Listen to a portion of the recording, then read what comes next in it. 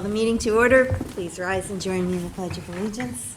I pledge allegiance to the flag of the United States of America and to the republic for which it stands, one nation, under God, indivisible, with liberty and justice for all.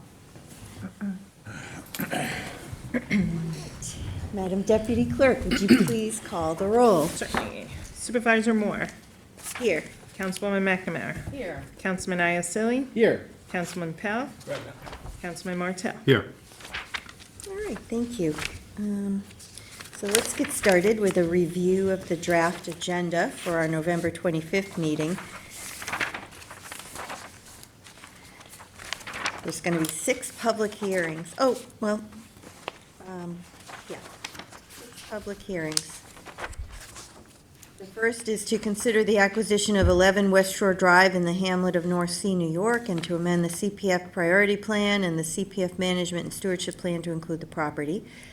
The second public hearing is to consider the acquisition of 51 Beach Plum Road in the hamlet of Noyak, New York, and to amend the CPF priority plan and the CPF management plan and stewardship plan to include the property. The third public hearing is to consider the acquisition of 87 Shore Drive in the hamlet of North Sea, New York, and to amend the CPF priority plan and the CPF management and stewardship plan to include the property. The fourth public hearing is to consider amending Town Code Chapter 312, Vehicles and Traffic, changing the speed limit on 3 roads, Big Fresh Pond Road, Lakeside Drive, and Parish Road in the Tuckahoe North Sea area. The fifth public hearing is to repeal Chapter 330 zoning, Article 5A, entitled Affordable Housing Overlay District, Section 29.1 and 29.11, and rename Article 5A to the Community Housing Fund Overlay District, and replace Sections 29.1 to 29.10 with updated standards in order to coordinate zoning procedures with the town board's process for community housing fund approvals. And the sixth public hearing is to consider amending Town Code Article 4, Multifamily Planned Residential Development District, MFPRD, as it relates to expiration of approvals.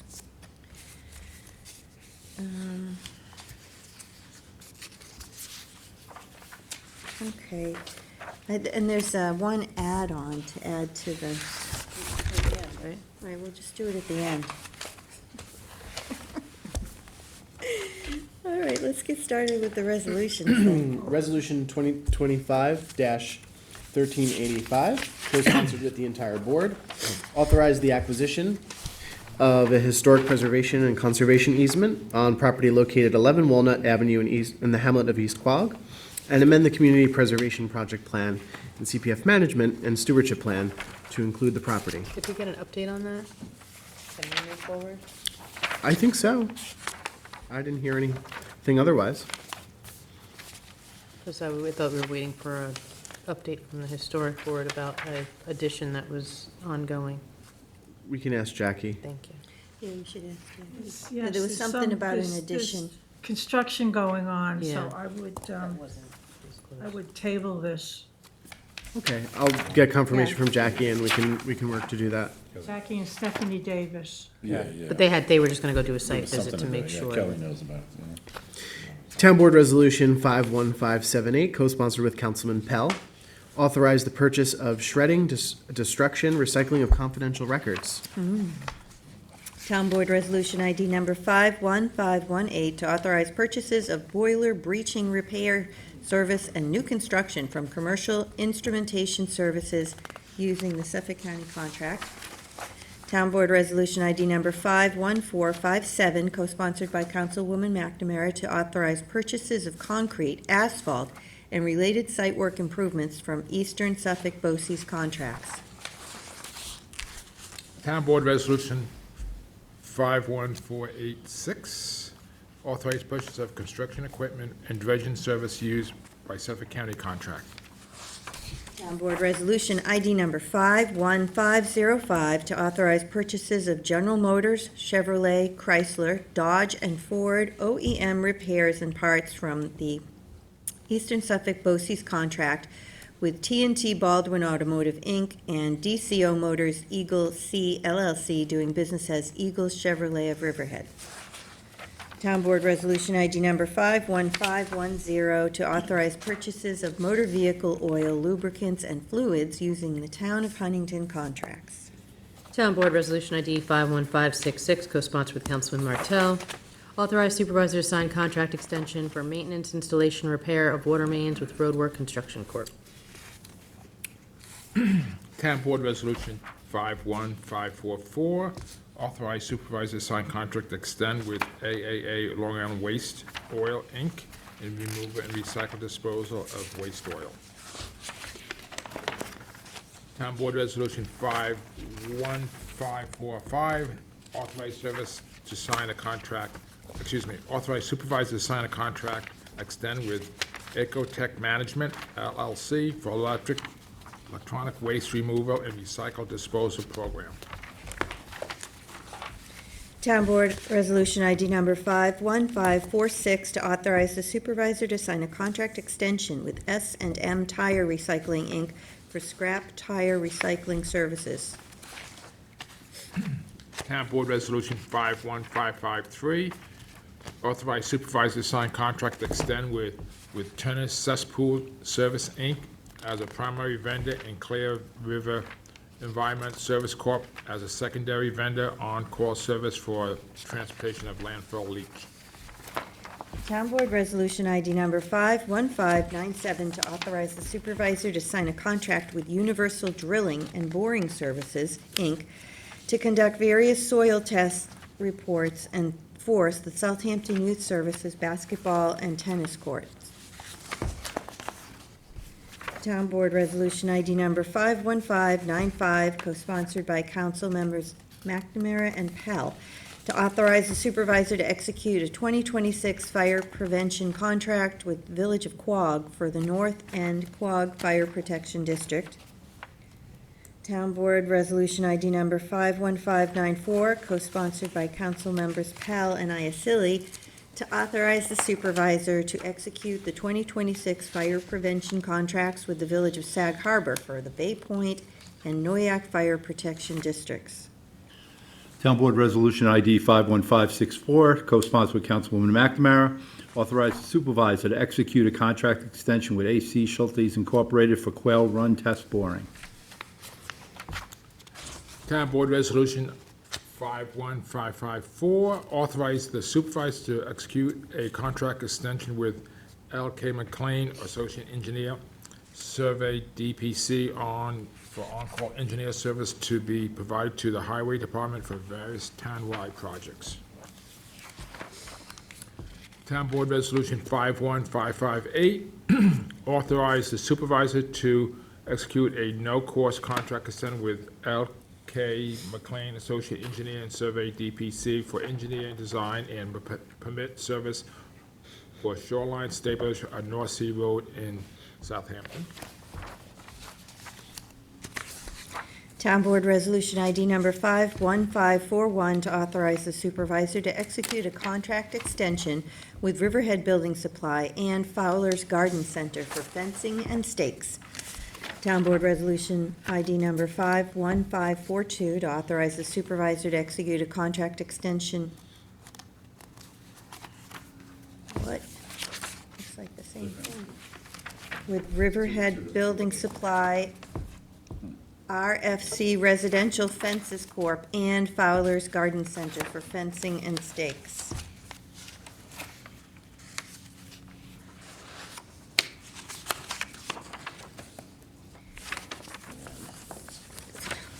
Town Board Resolution ID number 51587 to authorize the supervisor to execute a no-cost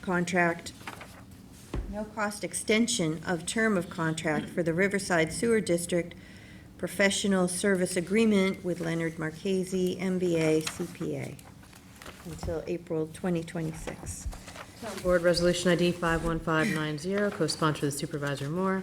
Authorize the supervisor to execute a preventative maintenance agreement with Best Climate Control for maintenance service on the air conditioning and/or heating equipment at Southampton Town Police Department main building located at 110 Old Riverhead Road, Hampton Bays.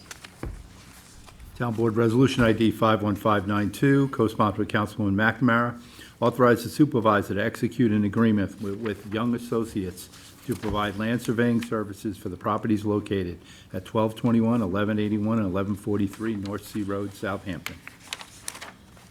Town Board Resolution ID 51563, co-sponsored with Councilman Martell, authorize the supervisor to sign a contract extension for liquid caustic soda with Unibar USA Incorporated. Town Board, Town Board Resolution 51543, authorize supervisor to sign contract to extend with Waste Zero Inc. for the supply and distribution of garbage bags.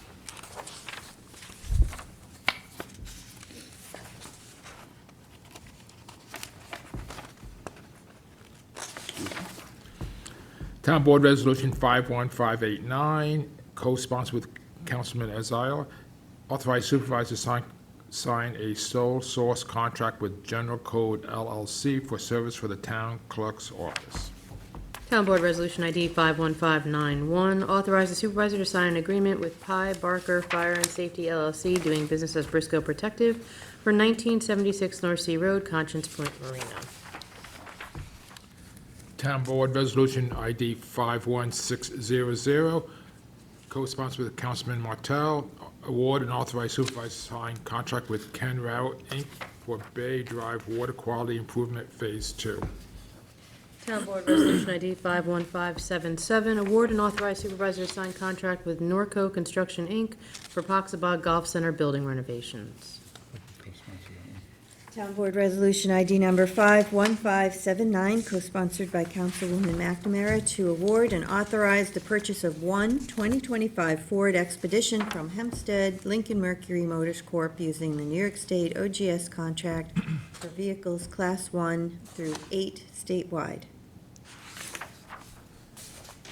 Town Board Resolution ID number 51517, to declare items surplus and authorize the disposal of equipment.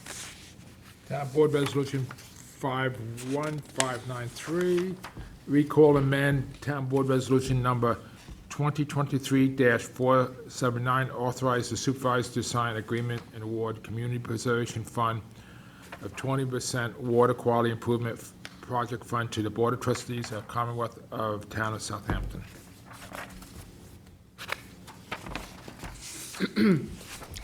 Town Board Resolution ID number 51555, to recall and rescind Town Board Resolution number 2025-1151, authorize the supervisor to enter into a contract amendment with Hayduck Engineering LLC for municipal engineering consulting services.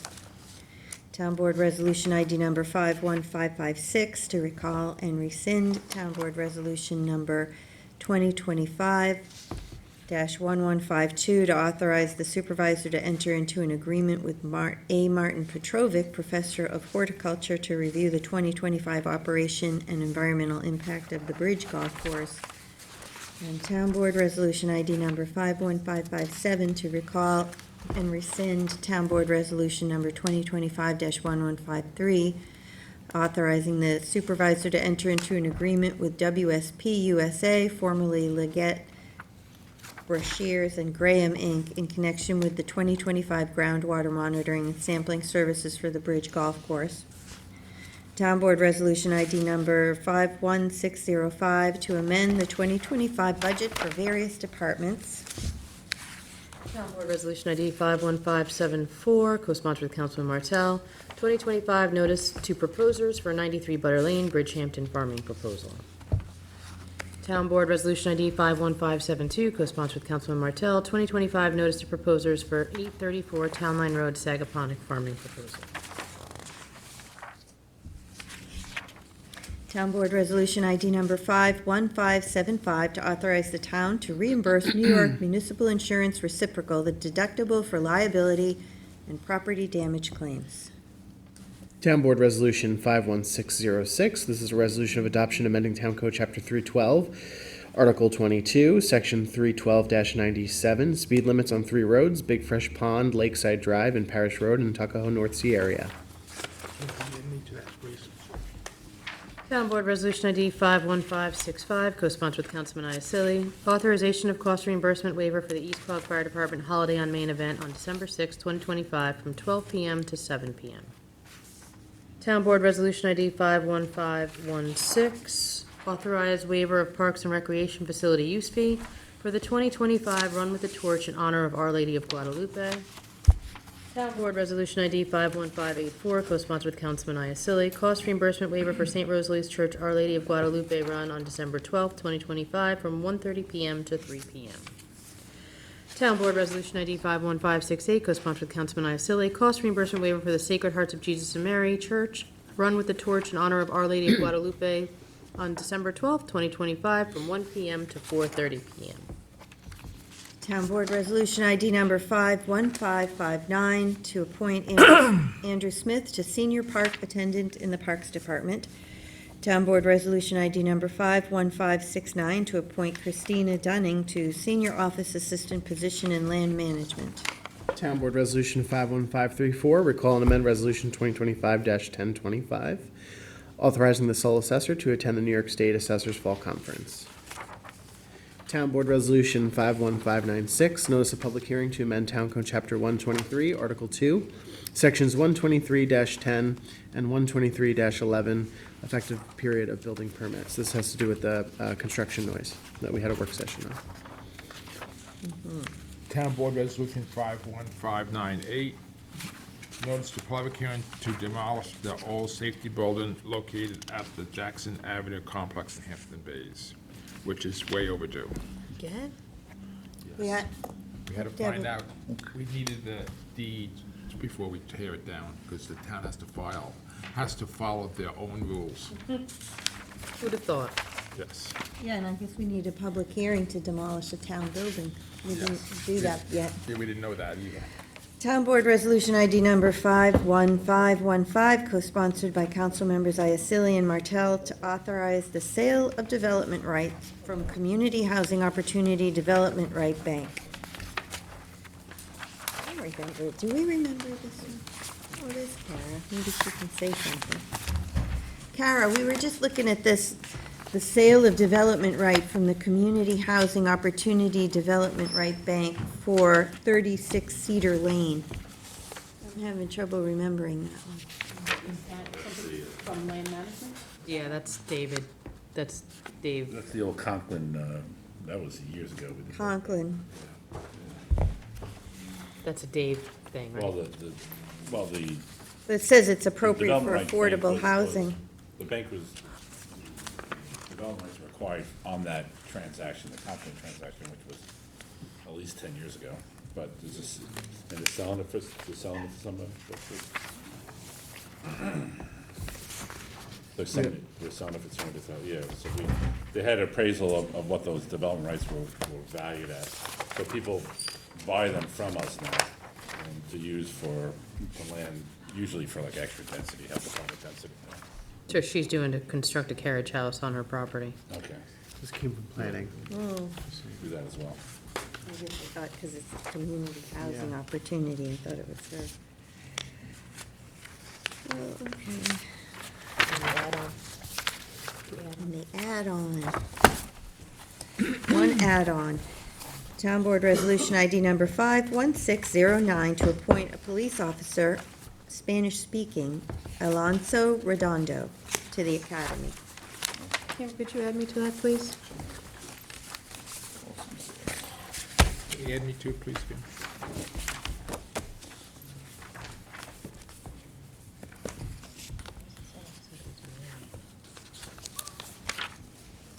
Just don't know what this one is.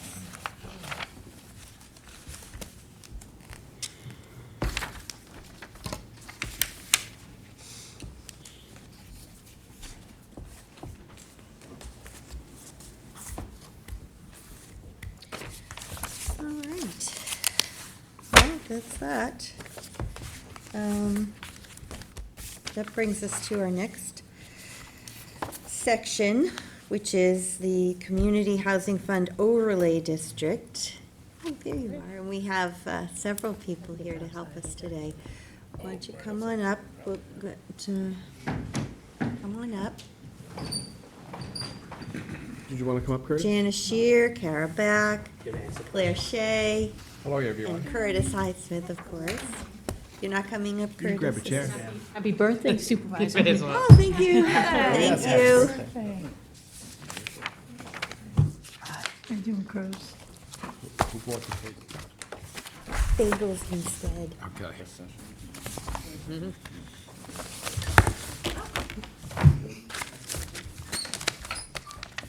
Everyone has the proposed code, right? Okay.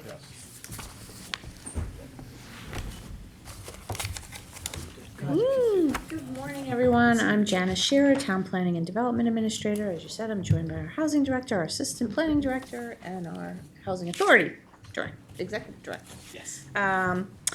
So today we're talking about a draft floating zone district. So we've had our tutorials on these different zones. Floating zone exists in the abstract until you need it, and then you take it off the shelf and apply it. So it doesn't go anywhere until you put it there, but it exists in potential, let's say, and it's there in our code for the time that you may need it. And so that's what this is. We have an affordable housing overlay district already.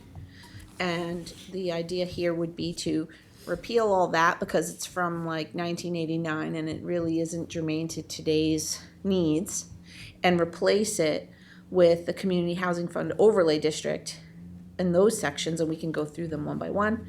And the idea would be that this code is really just a tool for you to be able to use when you're considering applying the Community Housing Fund monies, and then saying, well, instead of going, well, the zoning doesn't work because we need a rear yard setback and now they got to go to the ZBA or something, you would just say, here's the development plan.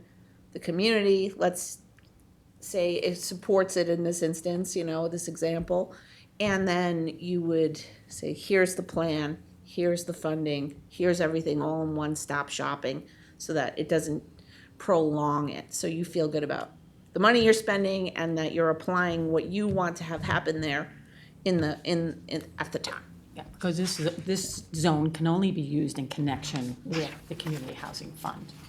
So it's only after somebody has come to the Community Housing Advisory Board, made a proposal, that they've kind of looked at it, that this zone would then be, enable you to kind of land it where this potential project is. So Kara, we're using this for our own projects, for housing authority projects, and then it could also be a private developer, because we've seen when we want to keep them small to this type of scale, it's really not feasible for them to do without community housing fund money. So this would allow them, it's given them the mechanism to do those smaller scale projects that we would like to see as a board. Exactly, because this zone is limited to a maximum of 35 units.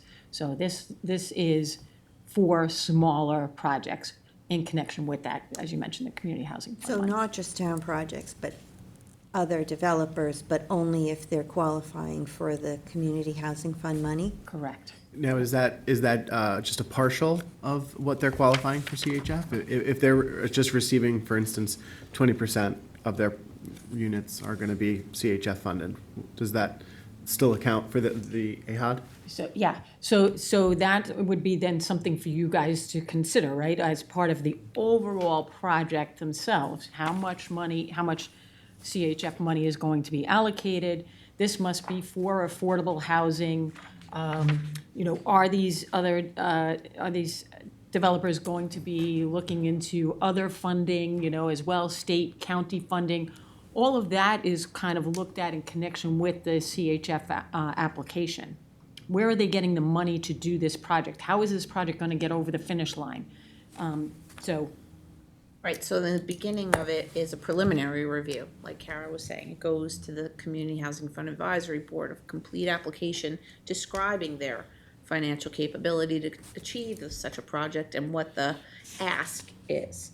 It may just be helping buy land. It may be helping finance a rehabilitation of a structure. We don't know what someone's gonna ask for. Then, But some developer that comes in and wants to develop a Flashing at me. property, and they have to have 20% affordable units per the code, or is it 10? It's 20, That's right? not- That wouldn't qualify, just because they're following the code and including the affordable units. So that, what I think you're speaking about is the Long Island Workforce Housing Law, right? Which requires a developer who is going to develop 5 or more units within the town, 10% of those units must be affordable. And that's That's not this. required by law, right? So CHF money has not been used to fund those kind of projects because they are already getting a density increase in exchange, for building that affordable unit.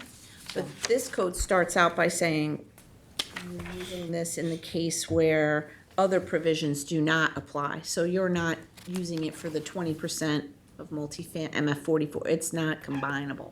So this is just CHF, and it could be 100% affordable, and that's what we want it to be, right? Like you're using community housing fund money for workforce housing, and that's what you're reviewing here. Does that make sense? Okay. So you wanna go through the provisions? Yes, please. Okay, so it starts with the preliminary review, and that means that like we said, it goes to the Community Housing Fund Advisory Board, and they'll review it and make a recommendation if it should be a work session. Then we do the same process that you already know about, which is elect to consider. You're looking at it, deciding whether or not this is appropriate in the first instance. In that work session, we'll invite like the CAC or civic leader to come in, so you have some input there up front at the work session. And they'll be able to speak to the board at that work session. Yeah, that's only their opinion, I'm sorry? the CAC leader. Yes. It's a CAC or civic, in the case if it's a civic and they, Just their opinion. it's their, hopefully they brought it to their group and came back and said, we These are like it, we don't questions like it, we we have have. the questions, we're worried about this or that, and so they're telling you, so you can know this in the beginning. And then after the work session, the same thing, it's the same, because it's a floating zone, so it's gotta be landed just like a zone change. So it is a zone change, it's just that it's kind of condensing the process in a way that makes it easier, but you still have sort of checkpoints to make sure that this is appropriate. I just want to make mention, though, this provision here on the CAC and Civic is just allowing them to speak before the board. It doesn't mean that they're necessarily contributing to the development of the project. So in other words, they would be sitting in the audience, we would be having a work session, and toward the No, I end, you'd know. say, I just so want and to so can clarify come that, up. I just want to clarify that that's the process in which it's, Yeah, it's really for Reason why we- transparency. The reason why we ask that is because some of the committees, they have one person who's very outspoken, and they don't go back to their people, and they kind of speak for themselves. And it could, be good or bad for that project. Well, it just says, you're gonna give them advance notice, Yeah. you're gonna say, hey, we're having a work session next month. Yeah. And they'll be given, if they come, they'll be given an opportunity to come address you at the podium. This is just like when we asked Curtis to go to the Hampton Bay Civic with the Easterner project. Yep, exactly what I was Yeah, just gonna but, say. but when is- we're here in this Yeah. room, someone then could come and say, oh yeah, they came to our meeting last month and we talked I would about hope any this. developer is canvassing the community and Yeah. seeing. Yeah. But we should have proof that that project went before their board. Yeah, under this law, my office is responsible for notifying. It says shall provide advance notice of the work session date to the civic. And I would CAC. encourage, if it's a project with, the Housing Authority or with any other developer, is to make an appointment to meet with that group, explain the project, explain what they're gonna do ahead of time, so that it is open and transparent, and everybody knows what is going on, and so there are no surprises, Right.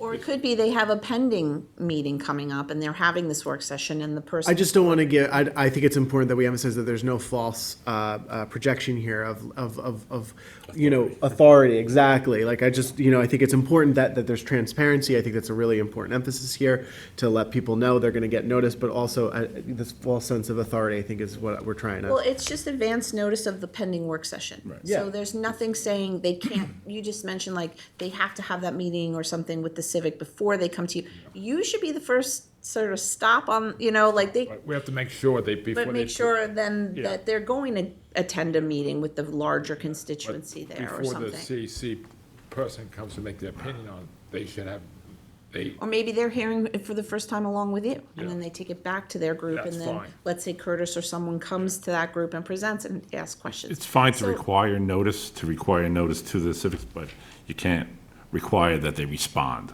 No, we just say That's the important provide, thing. Yeah. and we can change this Yeah. if you don't want that, but we No, say, that's fine. I think provide the advance language is fine. notice and give them an opportunity to speak at your work session. I like when you all, like Kara, Janice, Curtis, you all go to the community, yourselves, you go to the CACs, you go to the civic meetings, you explain the projects, and people have the opportunity to Sure. ask you questions. I think those kinds of engagements are very, very useful. Have we allowed for work sessions to be a place where community groups can speak at? Because typically. They're supposed to be this works- public work sessions where you can allow someone to come in, and in the years I've been here, it's gone both ways. Sometimes they come and speak, sometimes they don't. Okay. It's not a public hearing. Right, it's just a generally work not for session. input, but- And In so, the past, we like, had informal meetings, Yeah. which were public notice, giving people in the community the opportunity to come in and speak, but it wasn't on the record. So Yeah, this is yeah. This is more for like a CAC meeting or a civic meeting sometimes we at their get- location. No, not- they some- have advance notice of the work session, they can come into the work session, And and they listen. can speak, and I think it's important for the board to potentially hear from, a civic or a CAC president to come and tell us how it was, because we're not all gonna attend those meetings, so to hear for the entire board to hear directly from a representative of that group as to how it was perceived and what feedback, I want that at a work session before I would schedule a public hearing, because it gives you a time to adjust and make Yeah, and changes. to that end, we've had projects that we have received input from the local CACs and community organizations that have gotten better. We've developed them, Oh, sure, Eastner, I think, is one of those, where we've Even heard, North we've Sea heard. Meathouse, where there was probably 6 or 7 different renditions of what we're gonna do. It went from a 6-lot subdivision to what we're proposing now. So you saw that phase, and I think they appreciate the fact that we listened. We listened and we came to a happy compromise, and it made for a better project. Honestly, I think people are more supportive of things that they feel like they were a part of than coming and hearing there's a public hearing of a zone change in your hamlet that you knew nothing about. Then their backs are up and they're coming in here and they're upset with us, and I love the process of having this out to them first and letting them kind of digest it. This is at the and come elect to in. consider stage? Yeah. Yeah, you just don't have, you can't require, and, because I litigated this case once before, a similar situation where a town code provided that the application would not move forward unless they had the response from the civic association, and that we can't do, This is which is just- not, you don't say that Let's here. just say we're giving them Yeah, notice. that's And I fine. don't even know that you're saying they have to go to them first. I always say the board should be the first place you go to, and then you go away now and go find out what the community thinks of this. That's usually what happens. So, they could go in first. Yeah. But we're not saying they have to. We're just Right, saying that exactly. person Yeah. can come in the audience and hear about it, to take back to their group, and if they want to say something to you at the podium, they shall be given that opportunity. If you want any of those words or any of that to change, that's totally fine by Yeah, we us. just encourage it. I think that it has been helpful in the past when we have sat down, we've talked to some of these community groups. Both Curtis and I have attended them in the past. And the input and the feedback that we got back has made these projects that we had both been working on, I think, better. Yeah, And well, it I was- don't think anyone's disputing that it's great to, communicate with the, It's not the. the civics and the CACs, and when you go to them and you lay it all out, the only question is, do we want to have a work session opportunity also to, we're hearing it for the first time, and then so is that person, and then they're going to Right. get up and speak, and we don't usually have people speak at the work sessions, but, it's in here, and, Or we could just say, just provide advance notice, period. I like giving them the opportunity to speak. You can always do that, whether or not the Just law people says understand to.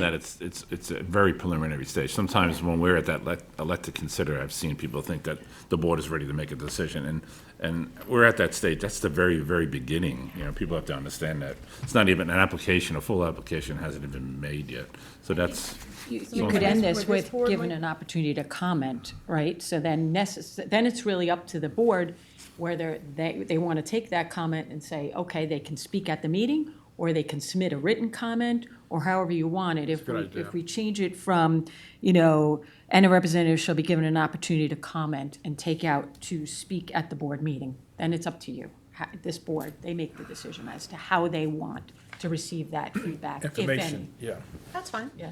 It's up to you. So then, of course, you would then elect to consider. And then once that happens, if you did, or if you don't elect to consider, then it's just DOA. That's the end of that. But it gives somebody some certainty, and it's a decent process to say that. So then, you know, it just kind of, the next page, bottom of page 3 and into page 4 is just sort of the information you're looking for. You know, the analysis of the site's relationship, where is it situated, what's the neighborhood like, you know, that sort of thing. The suitability, you know, where is it related to, you know, schools, shopping, hospital, like where are we? Where are we talking about? The range of hot. Sorry, Jess, and one of the things that the CHF Advisory Board is required to consider and give priority to are projects that are close to hamlet centers, that are close to, you know, transportation, public transportation. So will the advisory, if this goes through, will the advisory committee be looking at this code to make decisions as well? Is that something that they will become familiar with to understand if CHF funding, well, is that something that you'll, So I did review this with the advisory board at our meeting yesterday afternoon. how'd that go? Very well. They will be sending a letter of support into you all to get, you know, before the public hearing. Do the public get to speak at the advisory board? Yes, they certainly can. We do have, it's an open meeting, so anybody can attend. They do go into executive session when they're discussing, you know, particular projects that they are, you know, considering. But yeah, it's an open meeting. The public can speak. We do have developers come in and present projects to them so that they know what the developer wants to do, you know. So in the work session, they can either speak or or submit a comment. Yeah, so this, this law does require that a report be sent to you after they've looked at the proposal in the project. Yep. So, yeah, so then, you know, after the, you know, sort of context that the proposal is in and talking about those things, number 4 says a written statement of intended ownership. So that means, like, is it offered for sale or rental? What is the rental and sales price targeted? You know, what's the income eligibility? Because we're always looking for a diversified range of how, you know, we don't want it all at 120% and you don't want it all at lower incomes either. We want a nice range of incomes so that it's a Rental and for sale and Rental and things, for yeah. sale. And we don't want it all focused in one area of the township, you know, that, again, the CHF, you know, law requires that it be diversified throughout the township, so.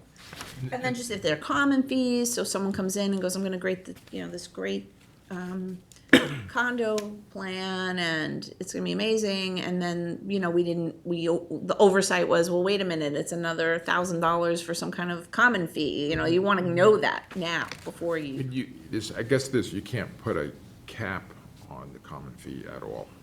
Because that's some of the problems in some of these projects where the people can't afford to buy the condo. They can afford to buy it, but they can't afford to make the mortgage payment and pay maintenance. Well, that's That's up to market. them. So you get into a lot more oversight and regulations when you do affordable, especially with the funding.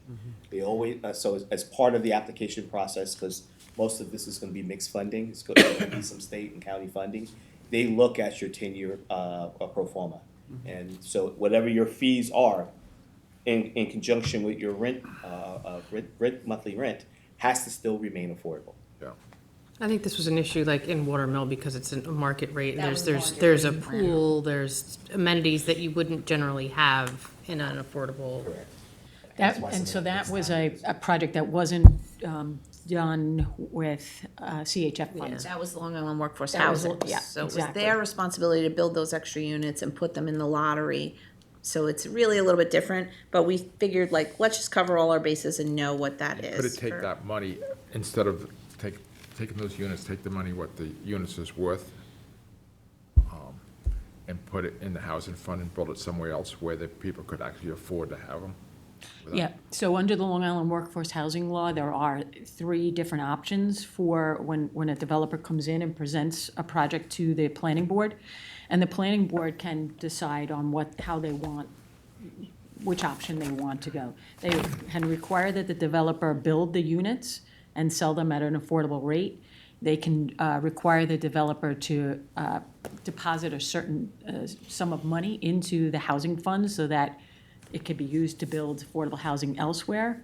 Or they can require the developer to build the affordable units on another lot, but within the same school district. And so it's done at the planning phase. Yeah, so it's more affordable for the person or the family. Yeah, I just would hope in the future they would really ask about those maintenance fees, because Just kill them. So then the next thing is just It that should be discounted. the requirement would be, for the financial capability, again, that they have a construction budget, that they have the wherewithal and the capital to, it's not just, oh, I'm asking for this, but then, I need more or something. They have to be able to complete the project. The rest, page 4 and 5, are just sort of like, we need renderings and elevations and floor plans and time schedules and that kind of thing. Then, once we receive everything, let's say this is now in the formal setting, we would notice a public hearing. And in that public hearing, notice the intent to assume lead agency. And this is where we kind of condense a process that would normally take longer and pull it closer so that so that 30-day secret time frame is now pulled into the first notice. And I think that which is very- this is an important part, right? Because I think the last time we were talking about this, we were discussing, well, what's the difference between what we're doing here and what the process, how it exists now when we're looking to do a zone change? So this is, Right, so we're trying to kind of condense the timeline so that, it's not like, well, we'll do a formal, then we'll assume lead agency, then we'll do then we'll coordinate, then we'll do it, in that time frame, you can shave off 30 days by doing a notice of intent to assume lead agency right up front, because you're undertaking it with money, and it's your zoning action, so of course it would be appropriate that you would be lead agency. We do our referrals, those are the same standards as 330, 185, E through J. And the referral, when it goes to the planning board, it's already in chapter 216 that referrals related to affordable housing get priority placement on the planning agenda. So that just kind of restates that. What's senior, what's the definition of seniors? That's 65 and over? 55. 55. I made it. Me too, Bill. So then we would have a public hearing, and it does say shall comply with the same notice as prescribed by law. We would just make that a little more clear, I think, what that means, but just in terms of its notice requirements. sorry, which section are you at? I'm sorry, I'm on the top of page 6, under A, 33029.5A. The same notice as prescribed by law for the Yeah, I zoning. think we could just clean that up so if someone doesn't know our notice requirements, maybe we restate them here. And then require the posting of the property, of course. And then, the action, obviously, would be that you can approve with modifications, or disapprove. And this further standards under 29.6A, 1 and 2, are talking about keeping sort of an average of the median income. That keeps it so that it's not lopsided one way or another. Right, so, really what we need, we're in a crisis here in this township with regard to workforce housing, right? Our workers can't afford to live here. So this law is created to help with that, right? So HUD defines workforce as between 60 and 80% of the area median income. We go above that just because of the location that we're in, right? We have to go up to 130%. So anywhere between 60 and 130% is considered workforce housing here in this area. And so that is really what the units that we are building for. Now, we do have an exception here for senior housing. If there's a developer that's coming in and building 100% senior housing, that income limitation would be exempt, or that would be exempt from the income limitation. I would also ask that you add to this 100% disabled housing.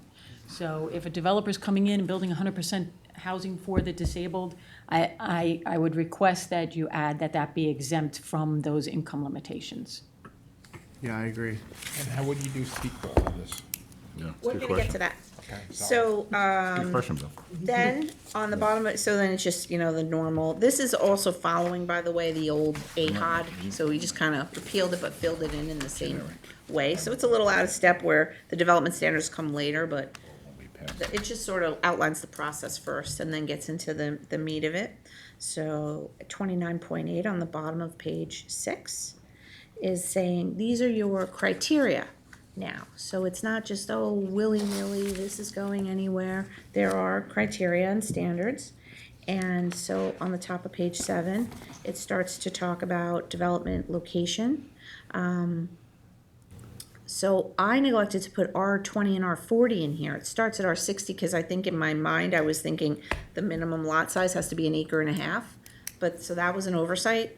I would like to add R20 and R40 because those zones are actually closest to the hamlet centers in many cases. Yeah. So to leave them out would maybe preclude a lot of good development. And we have a couple of developments right now that are kind of on hold, and they are located within the R20 and R40 zoning districts, Why wasn't it included in the beginning? My mind was, I kept thinking Size. You were thinking zoning at the- 60,000, and so I was like, oh, R60, and then when we looked at it, I was like, how did I? Yeah, right. So that is Yeah. on me.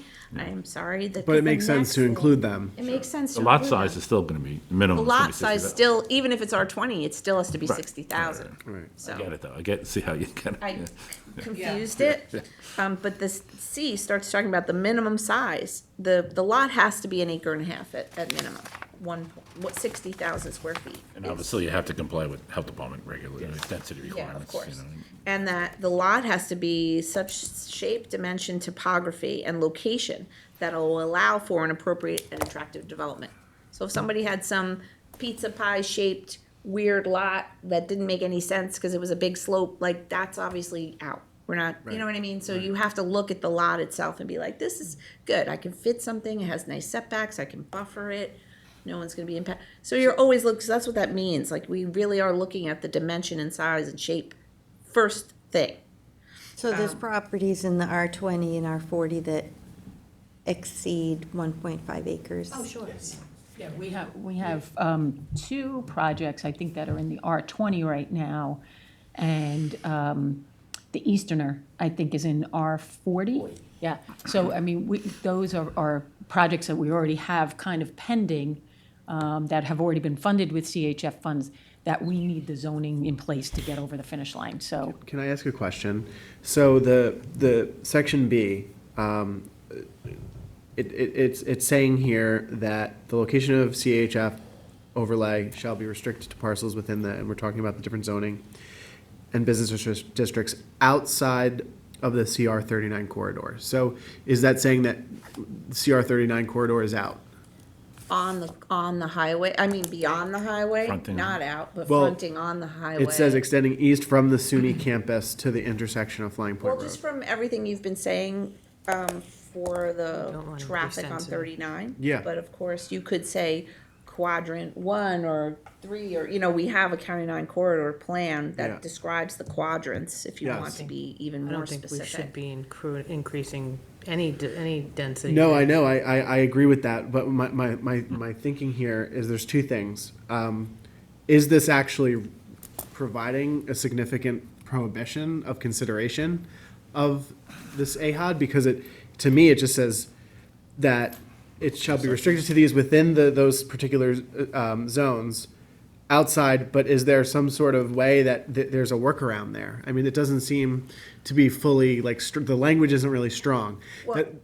Number two is, what about the SUNY campus, I think there's ongoing State conversations about housing going there. Is that just a separate State property. conversation So because this it's says, state?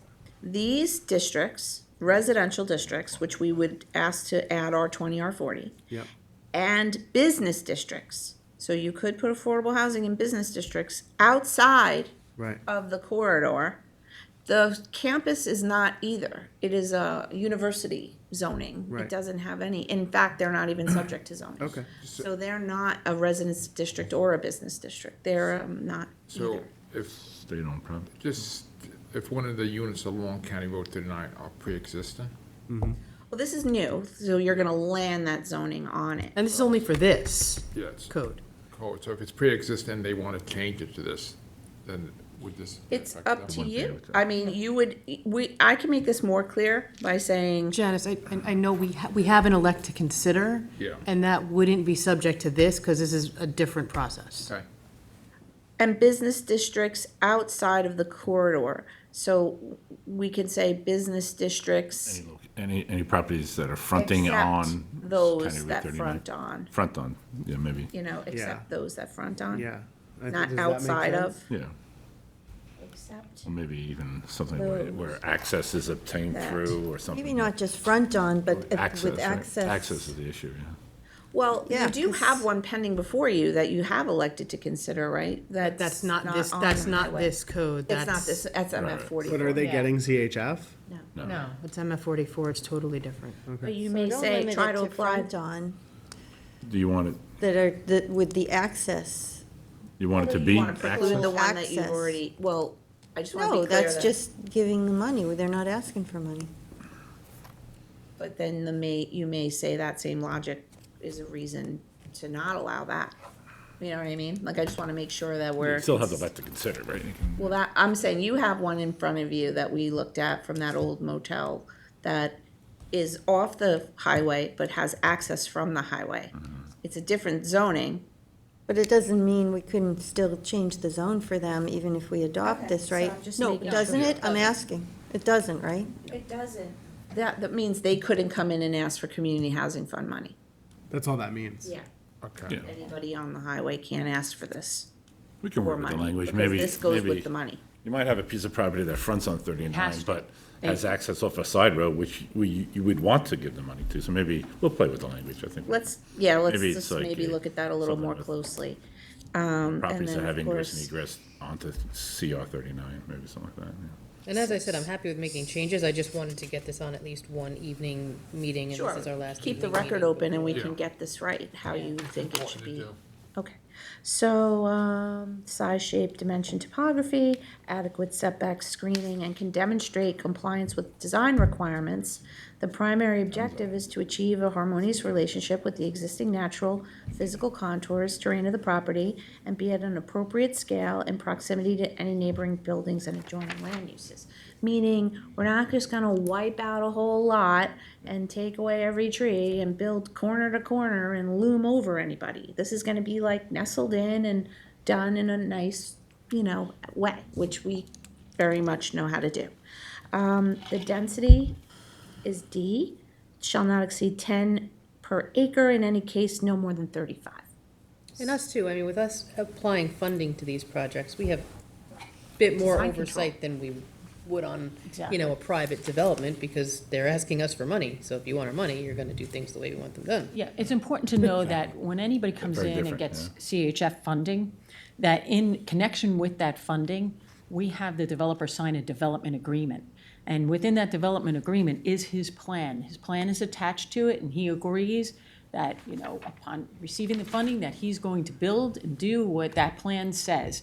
And the CHF Advisory Board has input as, they make their recommendations to you, and they can recommend things that they think would be good in connection with the project. And then you have the ability to change that as well. That becomes part of the developer's plan, that goes into the development agreement, and that's what the developer is supposed to build. And this all happens before it even goes to the planning board. You know what I mean? So there's layer upon layer upon layer in this. Well, if you're going to change the zone and give them money, then the agreement is sort of the contractual side on their end, right? That's really what that means. Okay, did you do D yet? I'm about to. The K, you know, just basically if there's one or more owner, you know, they all have to agree to file, you know, it's just a normal sort of owner's endorsement. And anything as far as covenants has to be all endorsed and agreed upon. So someone can't come back later and go, wait a minute, I never agreed to this, you know. Sometimes you have that when it's like families own a property, so we kind of put that in there so that everybody is agreeing to the conditions. The administration and control of occupancy. Oh, wait, but the density, the Oh, D, okay. 35, there could be any number of bedrooms in the units and it's still 35? So that would be at the design and development stage where you would make that determination, right? Or and the CHF advisory board would get to weigh in as well. So if there are, you know, 35 three-bedroom units, that might not be something that fits in this, you know. Under 1 acre. Exactly. Well, That can't be- so it has 1 to be 3 acre, acres. 1 acre would, you It's wouldn't always be able to 1.5. build on just 1 1.5 acre. is the minimum. So 1.5 is your minimum, and it's 10 units per acre. So on a 1.5 acre, you could get a maximum of 15 units, Yeah, right? I just want to make that That- clear, because right. people are watching. And so what people should be clear is that what size lot could that be? So if you have a 1.5 acre parcel and somebody's building 15 units, that each particular parcel could be 6,000 square foot, right? So if you, Now, if you if wanted you 90. subdivided it, if- but you If probably you wanted don't. 90 units, you would need how many acres?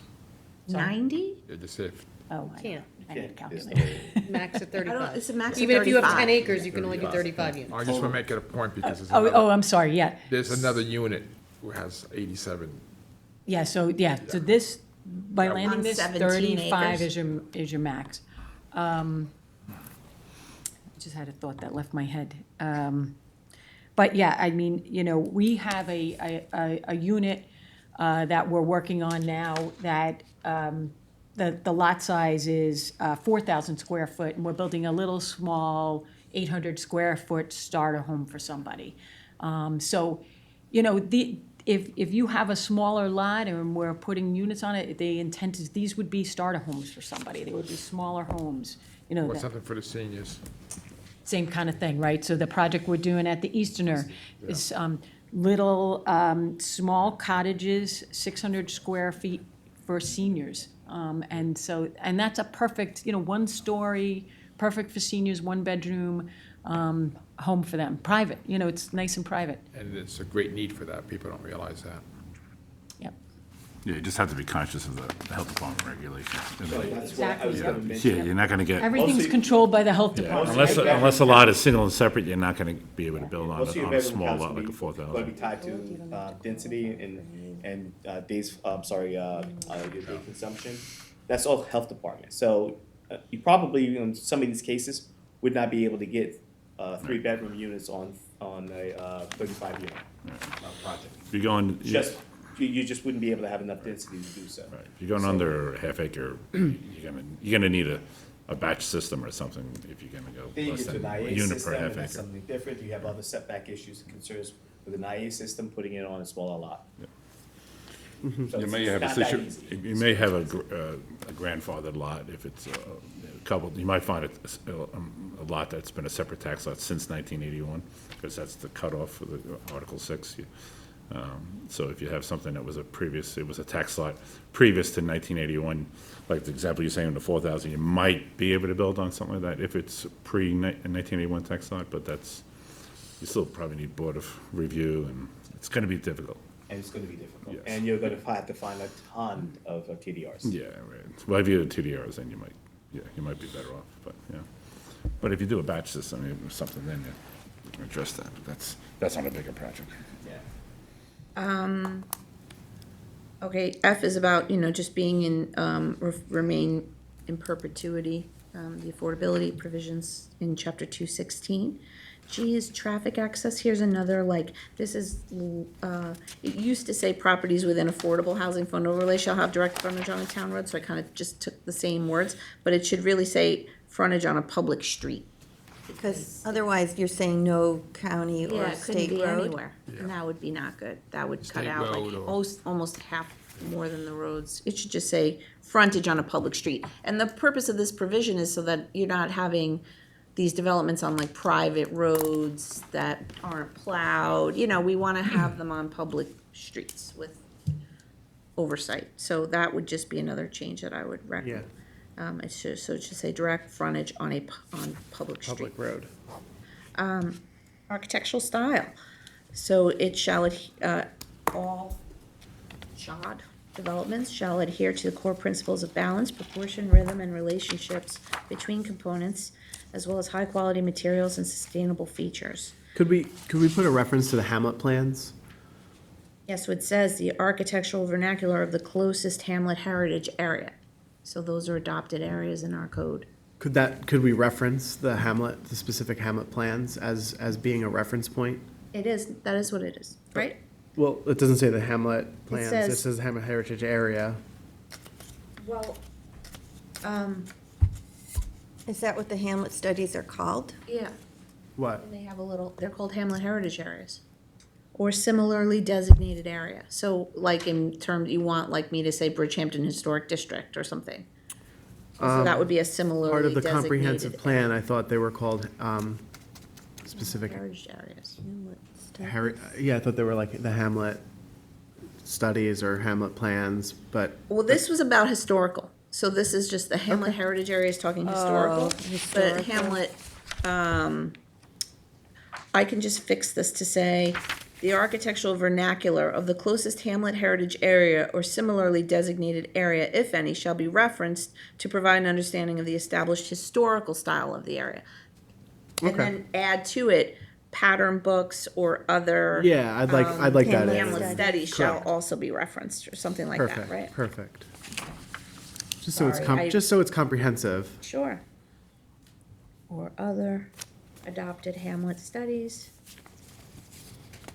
shall also be referenced.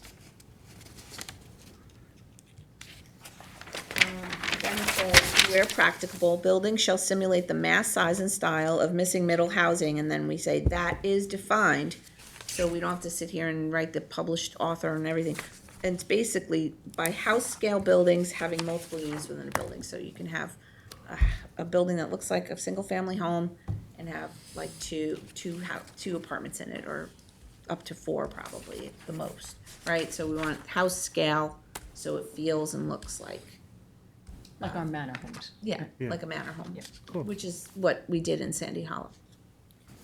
Depending on the setting, a development plan may include, now here, I got a couple of questions. Residential structures, this was Sandy Hollow, that looked like a barn or other building typologies found appropriate. In other words, when we did that Sandy Hollow barn thing, there was some people that are like, what are you talking about? But it worked, and it really is cool, and so, you know, it's just the idea, like, That'd if be a you're very near nice community. Bridgehampton, and you're near a farm, and we could have that same typology that looks fitting for an agricultural context, that's what we mean by this, like something like that. No, I think that's important. And then just following the design rules, repetition of forms, simple, proportional, recurring pattern of sizes, shapes, and colors, so you're not, you know, a hodgepodge, basically. Consistent spacing, this is what we take, this is kind of out of our pattern books. You know, we like things to be spaced at regular intervals, it's rhythmic, and structural, So you know. let me ask you something. So who reviews this once? Planning. The plan, so this will go back to planning once, okay. This, as part of your process, we review it, you know, it goes Yeah. to the planning board. So you'll make sure that they're fitting through all the criteria that's Yeah, listed here. Absolutely. Parking, we just have the regular parking requirements, a recreation area, they have to include, you know, a central green, community gardens, a similar outdoor amenity, gazebo, you know, So something do all like the that. projects that we have now include that They have some recreational kind of area? Outdoor amenity, Common space, yeah. yeah. What does that mean, common space? Like I A said, hallway? I'm sorry? No, outside the building on the Outdoor grounds. Common space. Like a gathering sitting place. area. Courtyard. But Courtyard of for the- most, also because all of our units going forward are non-smoking units, so you have to create a designated area for those that do smoke. So you strategically have to place sections of Yeah. places in, or areas of our community for gathering, for smoking, for anything else. So it's basically Have any to do kind of that. outdoor You have amenity. to provide an area for smoking. You don't have a, or they'll smoke in your unit, which obviously Yeah. violates the policy. But if you're getting, especially if you're getting any type of funding, you do have to create a recreational area for them to be. Okay. Plus, you don't want Does to that have to put be the like area 500 next to the feet from the house. building? Has to And fit- this is your funding, so you're requiring a recreation area for your money, for the CHF money. Yeah, I just didn't know if we had done that with the previously approved. Yeah, Projects. so Watermill has a nice, open area, big open area for People throw the ball gathering, around, whatever, yeah, exactly, yep. have a catch. Yeah. In Spion Commons, we have it, and they put like a Christmas tree in there, something We have like that. patios and, Private outdoor space gets into like having a little bit of your own little terrace or patio, or, your own little private Very well. back door area. Individual unit access, you may remember I sent around kind of like successes of Sandy Hollow and Spionk, and those were because, they're very successful because they have private entrances, so you're not having these like kind of common hallways, unless you're in, one single family looking home and you have, but each person has their own door and stuff like that. That's what this is all about. One of the things in here lists storage space, and we had a discussion yesterday with the CHF advisors, where Curtis was there presenting an application.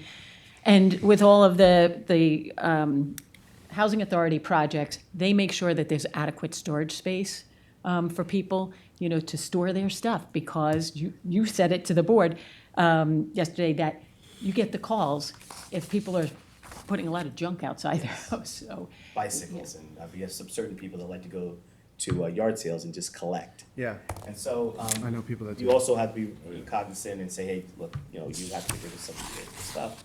But you bring a patio furniture in from the winter. You should have that's the area for people to be able to store that. Their Christmas ornaments and stuff in and out. Then just gets into sort of universal design, and that you'll also, the last part is under O, that you're still gonna look at, like, the need for this. The nature of that, this is going to fulfill the need, we do need this, this is correct, it's appropriate, the site, the environmental suitability, we're not, taking down the pine barrens to do this or something like that. And the development, design, and use of land assures the proposed density fits within the character of the community and the overall pattern and equitable distribution of units across the entire town, with a specific emphasis on the east side. Because that's always sort of something that we hear is like, it's always west, and it's never east, so we're gonna, you'll be able to now look at it holistically and say, over time, Oh, yeah, public hearing. well, we had to on the west side, we need to consider more on the east side, or, just sort of making that more equitable. And then the last bits are just that, the permit fees are obviously waived, it's 100% affordable housing, and you may look at it in a specific example, somebody may say, and I want to ask for water quality for the, sanitary system or something up, and you can look at that at the same time, so you understand the full breadth of the scope of funding being requested. So not 3 months later, you see this come before you and go, wait a minute, why didn't they tell us when we were looking at the whole? Except we usually have don't we, I don't know if the IA system funding is on a rolling basis or if it's during that grant. Any I mean, for project, this, it any would town be- project or town-sponsored project does not have to follow those schedules. Yeah, they can put them in. You can do We've that been on a awarded a rolling few. basis. We've been awarded a few on just the Fuji or nitrogen mitigated systems. When it comes to a wastewater treatment plant, that has to be a part of the annual budget for CPF, I would imagine. Yes, but you don't have to wait for like a grant round whenever it's your thing. Like that was what we established early on, so that town board can do what you want. That's your purview. If you wanted to fund it, you could.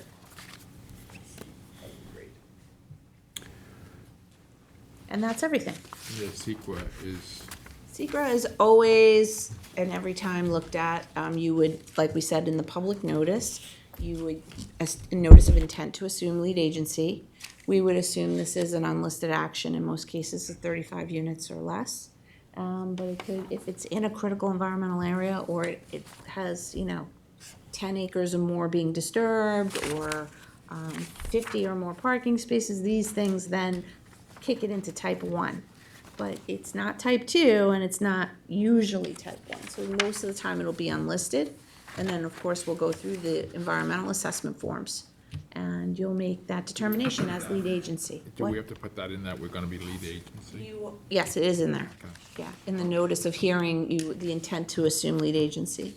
When do you think you need to do a secret analysis of the legislation itself with the approval of the legislation? And then you're gonna do separate secret for each? Yep. So we looked at that, and a floating zone, you would do it, but as a case by case is when you are really doing the secret, because it's not being applied yet. So what do we do with the 4 changes? I mean, it's on for in next the- Tuesday, so in how the- do we get that out there? In the hearing, we'll go over those changes. I'll distribute like double underlines for those minor changes, so it'll be during the record, while the record is open, and we'll just continue. And then it would have to be in final form on your desks 10 days before any adoption. Jim, would that have to be renoticed based on the biggest change would be the change to the zoning districts, the R20, the R40. Would that It's not require- in the notice itself, it doesn't say that.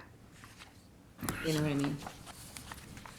It's already out, you saying? Yeah, it's already out. It's already out, but it just says replace sections You probably have the one hearing 29.1 on to this anyway, right? 29.10. Yeah. You don't wanna delay have we set this for us? Yes, it's on Tuesday. Yeah, no, you can have it now, and then you're gonna probably carry this forward anyway. Yeah, we're gonna talk about it on the record, Right. distribute a updated code. Sure. In the notice, it just says Then you're gonna make the amendment 29.1 at the to hearing that it's gonna include, 29.10. yeah, that's fine. Yeah. That's fine. You're not taking an action on that. If you were taking an action on that, then I would say. It'll be discussed on the record Right, and right. with And you'll carry whoever's in over to it. attendance to hear it, and then carried over so that you could Yeah, discuss it further. yeah.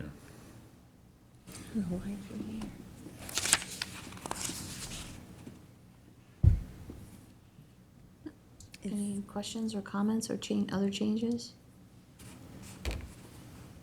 No, I mean, as long as you say we don't have to renotice it because of the changes, I mean, if No, no, we don't you're- close the public hearing. Right. Tuesday. You're gonna talk about the changes, and then you're not gonna Leave take it an open for a action. second public hearing, No, you're fine with that. and If then anyone close wants to that speak. second public hearing and vote on it then. Right, If anyone wants to speak or change it, or absolutely. we could do it at the public So hearing. there's gonna be other changes, suggestions anyway, I'm sure, so you're not taking an action on that. No, it's not on for, So I just think that this is, it's terrific. Thank you, Janice, and your department for working on this, because we do have this critical need, and we have not been able to, we have the funds, we've allocated the funds to projects, but we haven't been able to get those projects over on the finish line yet. Some of those projects, due to the zoning, and this will assist in that. Right now, I think I looked at it, there are 53 units that are waiting on the zoning, and I mean, it's just, well, all right, but they didn't actually put in for the change of zone yet. So, Yeah. to say they're waiting, but they didn't apply is, no, right, yes. and there's then no path also forward. an avenue for them to apply change at of the moment. zone. Yeah, but it's Right. And way then the more zoning cumbersome variance than- for the setback thing. But I understand what you're Similar doing. You're process. saying let's consolidate the That's what I'm thinking of. processes. With CHF fund, with those projects that are using CHF funds, so that this way we can get those projects done and really kind of work on, serving that need. More aggressively. Yeah. It affects our ability also to go to the state and county, because now they're saying, well, we You don't have like the the zoning. project, but you don't have zoning, so we have to go to the next Right, person. sure. And so I lose out on opportunities. We do have some, they're holding right now, obviously the Eastern being one, North Sea Mecox, they're actually holding. But going forward, it's just gonna be, if you don't have zoning, don't even submit the application. Janice, do we have an idea what the maximum density build-out, if we were going to, have we done an analysis of Do, what because it's, lands? that's like saying, we have some other floating zones and they're never used, so it sits there until, it's used. Yeah, no, The maximum is 35 per, or 10 per acre. and we don't, it's hard to identify which properties this could be. You don't know who's gonna come in, so it's very difficult, but of course, the analysis requires this equitable distribution, this hard look. Take out all of the CPF and Now- county lands and. Yeah, sure, you can. It is on for a planning board today, right, Claire? Yes. So the I was just planning curious board if there was will a way weigh in to- on the They have this recommendation. already, even though we're changing it? Notice a public hearing. Once, as Your soon as you have a hearings notice of refer public it. Hearing, we get the referral. Yeah. Yeah. The clerk is directed to The refer planning it when board you should put it on for a hearing. I and know, they see, get it. that's why we need to have the work sessions first, make the changes, and then put it on, because now the That's okay. planning Claire can board tell is the planning looking board. at something, and That's why Claire's You here, so know, she they can go to might the planning say- board and tell them what changes we made. Yeah. you tell them what changes. Oh, 100%. Yeah, exactly. All right. I just had one question, though, because you brought up a good point of the process, the ones that are already funded and in the pipeline, they don't start the process over, right? We just continue from what we've done. They would have to get those CHOD applied on the parcels through this, if you enact this code. then What I'm those saying would is they've come. already gone to the already housing gotten fund, they've already funds. gotten funding. They don't have to start and get the funding already. They've No, already but gotten the this is funding. the But they have to- zoning that goes They hand need in the hand zoning. with that funding. Okay, yep, So So they what I'm would saying be is they're not eligible. precluded because they've already started the process. correct, right. No, they would be now eligible Okay. if this goes through. If it doesn't, then, you let me know what else we can do, because I'm out of ideas. Wayne, are you here to say anything in particular? Well, I'm here on behalf of Curtis's Oh, group. okay. They retained our firm to assist them in making all these applications. And interestingly, we've been working the last 6 months, but for example, North Sea Mecox. The problem is there's no zoning that fits. And so what you were directing them to do is MF 44, which really doesn't fit for the property. And in particular, if you rezone that property to MF 44, the problem is the plan, the MF 44 district has 50-foot side yard setbacks, which that project wouldn't be able to comply with. So you would be asked to rezone that property to something where our project wouldn't even fit, and we'd have to go to the zoning board. So we were preparing all these applications, and then Janice says, time out. There may be an avenue, which I've encouraged this. I think this, you had flexibility in the PDD process, and that was an animal, but then absent that, you have only these categories in which you have to fit these projects in. And none of them are, exact.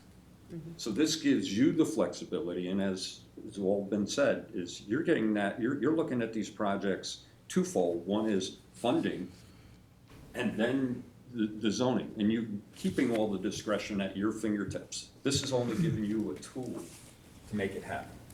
And I've encouraged this, they've asked me to comment, I've talked in the comments that you heard, some of the changes we've discussed, I think they're all appropriate. And I think this is a tool you need. And this is a limited tool. This isn't a PDD, which can be community benefits and amenities. This is specifically your funding housing. It's limited to the 35 units too, which does limit. And my first comment to them was, why would you tie the town board's hands? Why would you put any restrictions on yourself, give you the most flexibility in this because you're gonna determine that, hey, this is a housing project that we're gonna fund. We wanna have the most flexibility.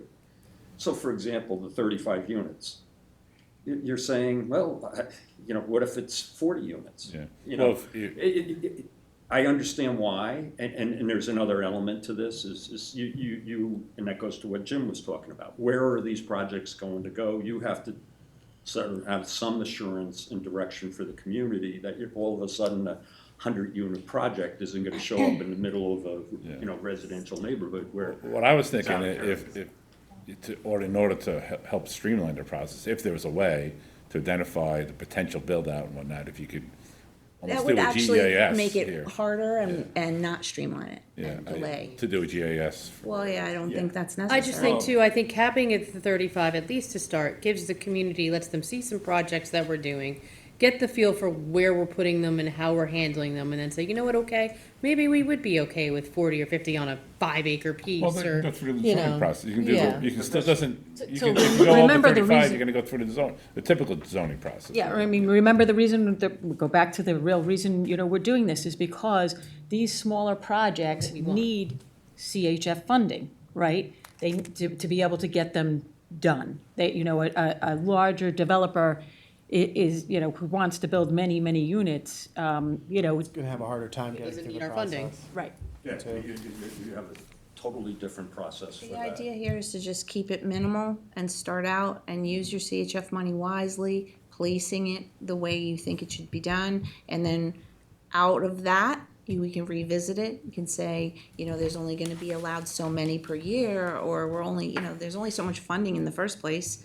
So, and we're also using that funding to help people with down payments, to help people with their rent, to help other things, right? So it's not unlimited, because there's not unlimited funding. So that's a natural limitation right there. And was so we gonna say, don't the have to best get part of into this all is- the what ifs. We're just starting small and reasonable. And the later what ifs are later what ifs, but they're not now. Look at it. Come back and look at From my it. experience, so far with the community housing fund, because we're able to have that additional funding to cover the acquisition, it's easier now to meet that need of 30 units, 30, 35 units. Whereas when we did Sandy and Spionk, where we were looking at literally about 5 or 6 different funding sources just to come up and discover the gap, we're holding on to debt service on top of that. So it makes it difficult to keep the units affordable. That's why they said the rents are higher than they should have been. Well, now we have the means because we're keeping debt services lower, and we're able to have fewer number of units and be able to actually execute on keeping it an affordable housing project. And the key element is the health department. You're totally different. You're more able to meet it with individual IA systems as opposed to sewage treatment and that density issue. But the best part about this is you got 4 projects right now that this board has worked with the community on. We just need to get the zoning in place. That's And they're important. gonna, as soon as you adopt this, you're gonna see applications come in for those 4 projects and go through the hearing process. As you said before, they've already done sort of the first steps. In a couple of cases, they had pre-submissions, so they can actually go to the final application stage. But the community will see how you're using them for projects that you already have the community support for. Yeah. The only thing that concerns me a little is that when we heard about the projects, do they qualify for the housing fund? Do we want to provide funding? We were looking big picture. What do the houses look like? How many people? Would it fit with the neighborhood? I know for myself, I never zeroed in on what exactly is the variance that's going to be needed for the lot line. And I just thought somebody else is going to look at that. And now we'll look at it, I suppose, with the new application, because it could be, if someone said, now you have a 3 foot off the property line instead of 50, we might have said, I don't think we should do that, but we didn't even look at that because it was going to go to the ZBA if needed. Well, that just happened to be that one case, but I think you looked at the concept plan. That's what this is all about, is you're looking at the concept plan, you're gonna determine, are these setbacks appropriate in that particular zone that. Now we will, but 90 before, when we looked at the money, we didn't look at that level of detail. Well, it's because I Someone don't else think was you were gonna do it. looking at what would be the ultimate zoning. And there was some different options that were put in the report at that time, so I don't want to dwell on that, but the key about that is you're in the R20 zone and you could have 20-foot side yards. And the project has 25-foot side yards, but not 50 for what you would have as a future zoning district that we had to find to make it work. And the only one was MF 44, so you're eliminating that. Going back to what you did in the first instance, you looked at this site plan, it's consistent with the neighborhood, the setbacks all comply, and you'll be able to approve that preliminary development plan, which you did, which is consistent, and now we don't have to create a district that needs variances after the fact. You're doing all that up front. It still has to go through planning board. But you did Oh, yeah. review, you did review placement and rhythm of the structures to make sure there was spacing. You did review that, and part of that comment during the hearing was, it looks like a typical cul-de-sac. It looks like a typical community. So there was some comments, and you did take into consideration what the homes would look like as they were being built. But if they, all right, so if the setbacks, you're saying they comply with the Underlying zoning and the yeah. underlying The underlying zoning? zoning, but you were gonna be asking for a zone change Yeah. that had a larger requirement, which to me would only totally confuse the community, like, why are they asking for variances? It would have been, and it was just a procedural thing, and also time and money and whatever, but I think Money. this, if you're not happy with the concept plan up front, it's not going anywhere. You got two parts. One, are we funding this, but also, is this a plan that's gonna work? And that's with your input from the community and everybody else in the first instance, and if it doesn't get past that smell test, you don't get to the next part. Anyway, that was my 2 cents. I didn't appear on Tuesday, and on behalf of Curtis's group, also make a comment in the record to support this. Yeah, well, I like it. I think you did a great job, and I appreciate that, and I'm comfortable with it, with the. It's an interesting concept. Just know the villages are looking at this too. So I know Sac Harbor, Right. a representative from Sac Harbor was at this community housing fund meeting yesterday. I know the village here looking at ways to try to create a streamlined process to create more affordable housing. So this really will be kind of the stepping stone for other hamlets to be able to utilize. I think East Hampton Town has something They in place. have, yeah, they've already- Yeah, they've- yeah. Yeah, but I should tell you that with regard to CHF, really Southampton is the leader in CHF. And all the time, my office is getting calls from Southold, from East Hampton, how are you doing this? How are you doing that? So, should be proud of the fact that, we are the leader. All the other townships that are part of CHF are looking to us as to how to, move forward with their projects and get things done. I had a call yesterday with East Hampton about our ADU program. Just all the time I got an email this morning from Southold about, how are you doing this? So we are the leader, and it would be great to show, all right, look at all these projects that we got done now. So. Yeah, well, we got a good team. Thank you all for your Thank good you, work on everybody. this. Thank you. Thank you, Curtis. Just know, Maple Avenue is 75% done. Floors are in, countertops are That's good. done. Right now, they're in the process of painting, so hopefully we'll have a walkthrough with everyone. Oh, good. Really is cute. It's really great. Really is cute. Yeah. Thank you, everyone. Thank you. Thank you. Thanks for coming.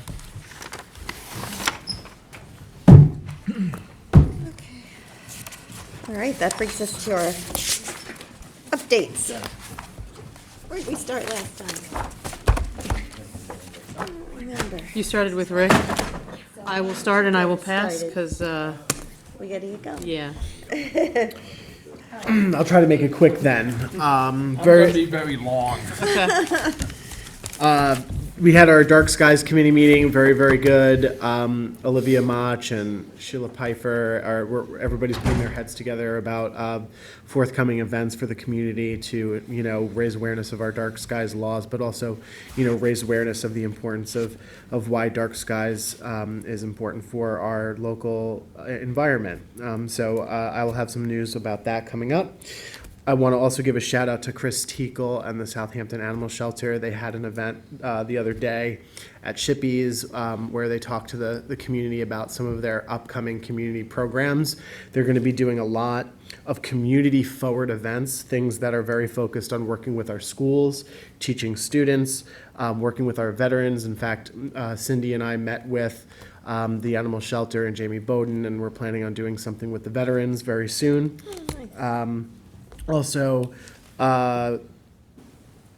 we had a meeting with County DPW, Legislator Welker, Mayor Fiore, Highway Superintendent McCardle, to talk about the traffic circle that the Noyak civic community would like to see at Noyak and Long Beach. I'm pleased to report that the county is going to request a feasibility study be added to the 2026 budget to look at Oh, whether or not they can do fantastic. that. I think that's a good step forward. I mean, previously they were saying no, so now we're going to look into it. So I think that's a really great testament to the work of DPW and Charlie Bartha. So we appreciate that. And finally, I just want to say, I think you have until December 12th, if I'm not mistaken, to drop off a toy at Assemblyman Scavoni's office. He's collecting Toys for Tots, so feel free to go and drop off a toy. I actually do have one thing that's time sensitive. All right. Next Tuesday, the 25th at 3 p.m., before our town board meeting, we will be having a ribbon cutting at the Maritime Exercise Trail. Oh, right, that's right. Good point. And thank you for going to that meeting. I can't believe I had to miss that, about the traffic circle. So I'm glad it turned out well. You were, actually, you were at another meeting, very important meeting. Well, yeah, that might have been a different one, but thank you. I'll just say, we had a meeting with the Jackson Avenue consultants, and I'm so pleased to say that on I think it's December 4th, that work session, they're going to come in and present to the board, and we'll go through it, and it's pretty exciting. So I'm looking forward to that. Oh, and we met with Tom Iden from Hamptons.com, Councilwoman McNamara and I and some others, and just that he wants to expand the program. Now the cameras are at the beaches, that we want to put them in the parks and on the main streets. I think it's a great idea. And yeah, I think it's good for a lot of different reasons, just to see what's happening and also for Public you know, safety. public safety, exactly. Oh, everyone's been talking about the traffic going home the last couple of nights.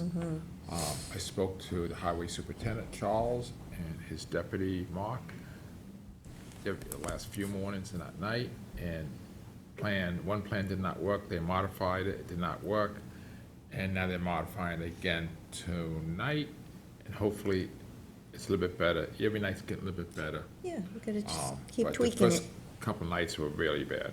And they Tell me about apologized. it. They apologized for it, but they have to try it, and Yeah. they learn from their mistakes. And hopefully tonight and tomorrow night, it's gonna be a lot better. Good. Yeah, they were Can't out wait. there moving stuff mid-cycle. I mean, I give them a lot of credit. Yeah, And I wanna say, all the men who are, doing it, thank you for doing it. It's cold out there, and, it's like, it's something- dangerous because people are very mad and they're not getting, I went to Hampton Bays because I wanted to try it, so I left my house in North Sea, and I got to King Kellum, or the nutrition program. Took me 20 minutes at 6:15, so good. I thought that was really good. It took me 17 minutes to get home. So I was like really pleased. So, all right. That's Well, it. let's hope it keeps getting And better. I'm sure they'll keep I would just tweaking add to it. Bill's comments and say that it's something that the highway department doesn't have to do, but they're doing it because they Yes. care about the community, so, he cares. yeah. And there's, after the last 30 years where they should have did something and they, no one really did anything, they're trying. Yeah, we appreciate that. Thank you. So I know over the last couple of years, we've given quite a bit of money to the West Hampton PAC, and Saturday night, they actually gave one of our community givebacks, and they had a concert, Warrior Rock for the veterans locally, where they honor a bunch of veterans. They get to get up on the big screen and tell a little bit about their service and what they're doing now. It was a very well-attended, great concert. Three of my locals from the American Legion, Thomas Quinn, Jackie McKay, and David Agasturibe were three of the people that they focused on. And our chief was there to basically say a little bit about first responders and how, we take care of them in our community also, as well as the chief of police from Quogue, Mr. Isola, talking about the ambulance districts. So it was a nice night, and it was very inexpensive comparatively to what they do there. So it was a great night Yeah. for the community. Good. Does anybody have anything else they want to add? Where's the express sessions today? It's at Cowfish. That's right. We're going over there. We're going to talk about Hampton Bays. All things Hampton Bays. All things Hampton Bays. So there's nothing else. God bless. then, Some things not entirely Hampton Bays, I guess. All right, so I move to close the meeting. Second. All in favor? Aye.